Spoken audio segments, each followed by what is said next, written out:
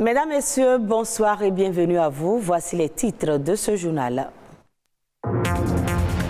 L'art enrichit, nourrit, vivifie et fortifie ce 15 avril. L'art est à l'honneur. Le Bénin ne manque pas de talent en la matière, mais peu en profitent réellement. Et puis vous le constatez peut-être déjà dans les rayons pharmaceutiques, certains médicaments traditionnels font aujourd'hui objet de prescription médicale et donc officiellement commercialisés. Un docteur en pharmacie nous édifie davantage. On parlera également dans ce journal de la vente de la lingerie féminine dans les marchés de Cotonou, des sous-vêtements de seconde main très prisés par les femmes. Lingerie amphipérienne hygiénique, la réponse à suivre.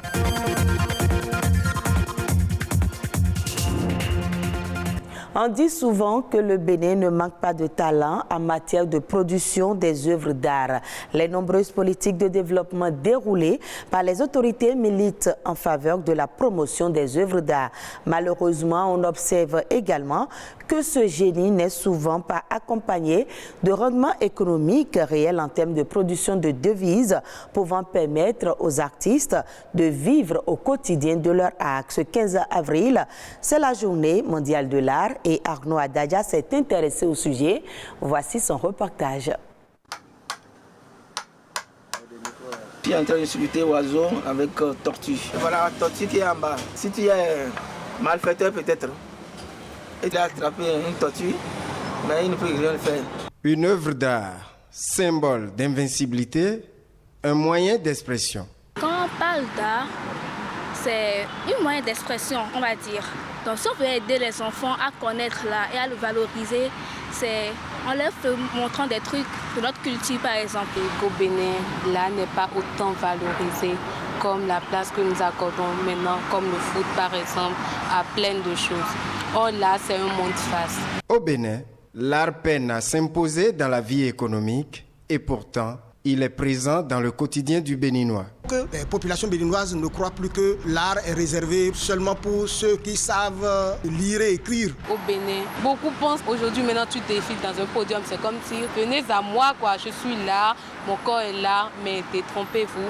Si à l'étranger le Béninois est réputé avoir du génie créateur, cela signifie qu'il ne devrait pas avoir de difficultés à vivre de son art. Que la plupart des Béninois puissent avoir l'occasion de prendre des congés pour que ce temps soit consacré à aller visiter une exposition. Parce que si vous interrogez 100 Béninois ici à Cotonou, vous n'êtes pas sûr que 60% sont allés au-delà d'Abomey pour une raison autre que funéraire et de travail. Selon de récentes données du site officiel rivelinbenin.com, la contribution de l'art au PIB du Bénin serait de 0,7%. Mais de quelle manière la production des œuvres d'art peut-elle permettre au Bénin d'engranger des devises? On peut régler définitivement ce problème. Nous aider à ouvrir un grand centre pour servir le pays. Parce que les Blancs, quand ils viennent chez nous, ils nous adorent beaucoup avec notre travail là. Et il y a des Blancs qui viennent même, ils ne croient pas qu'on fait ça à la main. Et ils nous disent que bon, comment on fait ça? On dit bon, on prend le bois seulement comme ça. Et donc, prends le bois, je vais te filmer. Je vais te montrer un éléphant, trompe à l'air. Et il regarde, il nous filme, il peut dire n'importe quel argent, il te donne. Il faudra effectivement former du personnel pour la conservation des œuvres, du personnel pour la médiation culturelle, du personnel pour le tourisme, avec des guides conférenciers et je pense que la jeunesse est bien à l'écoute. Au niveau de la formation, c'est une réalité et c'est ça ce qui nous manque. C'est ça qui fait qu'il y a un manque de main-d'œuvre dans le secteur de l'artisanat. Faire du génie créateur de l'art béninois un génie économique, c'est là toute la préoccupation. N'est-ce pas qu'elle devrait passer par l'affection des Béninois eux-mêmes pour leur propre création d'une part et d'autre part par la tenue régulière des biennales de Cotonou? Dans les officines pharmaceutiques, on retrouve de plus en plus des médicaments à base de plantes. Le recours à une médecine traditionnelle de qualité peut faciliter la fourniture de soins et de santé aux populations, selon l'Organisation mondiale de la santé, ainsi reconnue pour leur efficacité à la préservation de la santé. Beaucoup se demandent si ces médicaments subissent le processus de contrôle et d'homologation du ministère de la Santé avant d'être commercialisés en pharmacie. Quant au prix et l'efficacité entre ces médicaments et ceux modernes, la question se pose également. Aristide Akowano, docteur en pharmacie, nous éclaire. Les médicaments traditionnels présents dans les pharmacies s'appellent plutôt sous l'appellation les médicaments traditionnels améliorés. Ces médicaments traditionnels ne peuvent pas se retrouver en pharmacie s'ils n'ont pas une autorisation de mise sur le marché béninois. Du coup, l'État a allégé un peu l'autorisation de mise sur le marché pour ces médicaments et on appelle autorisation allégée de mise sur le marché. Et c'est tous les médicaments traditionnels normalement se retrouvant en pharmacie doivent avoir cette autorisation de mise sur le marché de part du ministère de la Santé du Bénin. Dans certains pays, il existe la médecine moderne dans les CHU et la médecine traditionnelle à côté. Et c'est ce qu'on souhaite aussi. C'est une complémentarité, les médicaments traditionnels améliorés et les médicaments dits de spécialité ou les médicaments modernes. Ce n'est pas des concurrents. Chacun reste dans son rôle et chacun se complète à l'autre. On arrive parfois à retrouver sur des ordonnances les deux types de médicaments.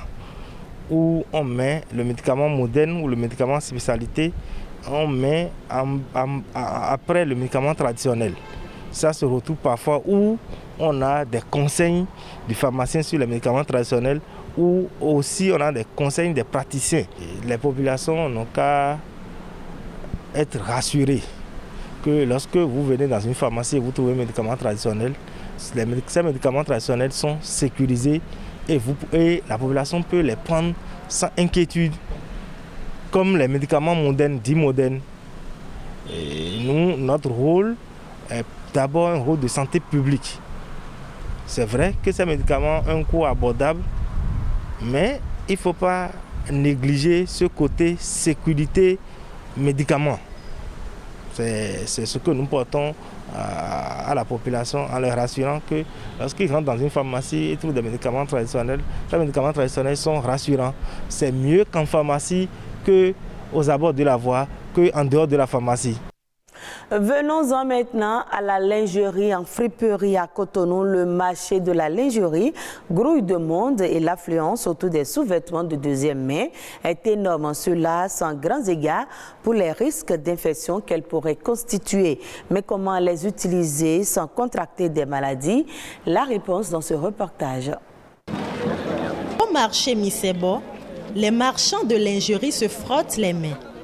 Pour cause, l'affluence de la clientèle est à la taille de la diversité des articles. Tout s'y trouve, petites culottes, soutien-gorge, collants rembourrés encore appelés fausses fesses et bien d'autres sous-vêtements. Aucune gêne quand il faut se procurer de la lingerie d'occasion. La friperie, c'est quelque chose que moi j'aime très bien. Depuis quand moi je porte les friperies, je n'ai pas encore eu cette maladie d'infection. Donc, et nos clients aussi n'ont pas encore dit qu'en portant les friperies, il y a les infections comme conséquences. Moi, j'achète les soutiens-gorge simples ou rembourrés. Ça n'a aucun inconvénient. C'est très bon. C'est de bonne qualité et moins cher. C'est donc la qualité qui explique cette préférence. Les sous-vêtements de premier choix sont les plus convoités. Ils semblent neufs et gardent leur étiquette.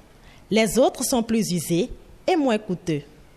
Exposés et accessibles à tous, toutes les bourses y trouvent leur compte. Le achuta, comme on l'appelle communément ici au Bénin, serait désinfecté depuis ces différents pays d'origine. Mais cela ne rassure pas toujours. Je n'achète pas les sous-vêtements en friperie parce qu'il y a beaucoup de déchets. Il y a des gens qui ont déjà porté que je ne peux pas porter parce que ça donne beaucoup de maladies en fait. Les slips soutiens pour friperie, moi j'aime pas ça. J'ai peur pour les maladies. C'est pour cela que je ne paye pas les slips de friperie. Si la lingerie est à choisir avec minutie, le achuta requiert plus d'attention. Selon les spécialistes, le mauvais conditionnement et la poussière pourraient le rendre nocif pour la peau. Déjà, lié aux caractéristiques de la lingerie elle-même, qu'elle soit neuve ou en friperie, on sait que les sous-vêtements en polyester avec des fibres synthétiques sont beaucoup plus pourvoyeuses en fait d'infections vaginales. Au niveau des soutiens, on peut avoir des mycoses et des infections au niveau de la peau aussi. Chez les hommes, on pourra avoir probablement plus d'infections cutanées. On peut avoir des mycoses par exemple au niveau de la verge, au niveau des testicules. La lingerie en friperie, c'est bon. Mais l'idéal est de s'abonner à la lingerie neuve pour éviter toute infection ou contamination. D'autres informations au plan national dans cette édition. Ano Adadja a signé La Nation en bref.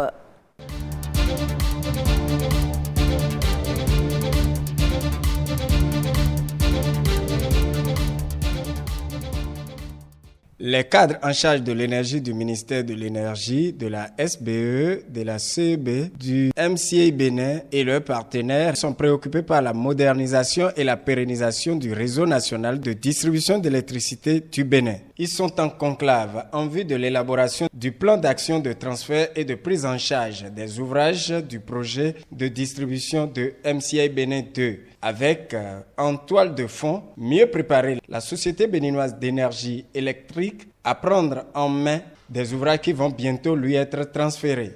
Cette approche contribuera à l'entretien et à la préservation des installations électriques, toutes choses qui participent au renforcement et à la modernisation du réseau électrique national. Coopération bilatérale, la France dote les sapeurs-pompiers béninois de moyens roulants et d'équipements techniques. Ce don est composé d'une ambulance de type Land Cruiser, 11 motos de marque Yamaha, d'un lot de matériel technique de sauvetage et de déblaiement estimé à 1 tonne. Pour Marc Vizy, ambassadeur de la France près le Bénin, ce don est une illustration du bon partenariat entre la France et le Bénin.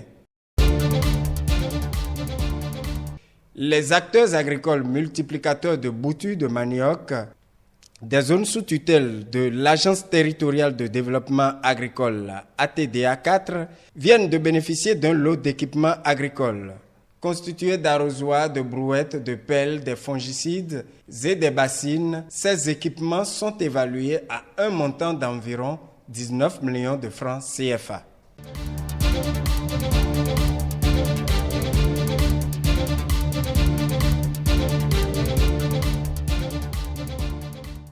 Et voilà qui vient mettre un thème à ce journal que vous pouvez suivre également sur le www.oactb.bj.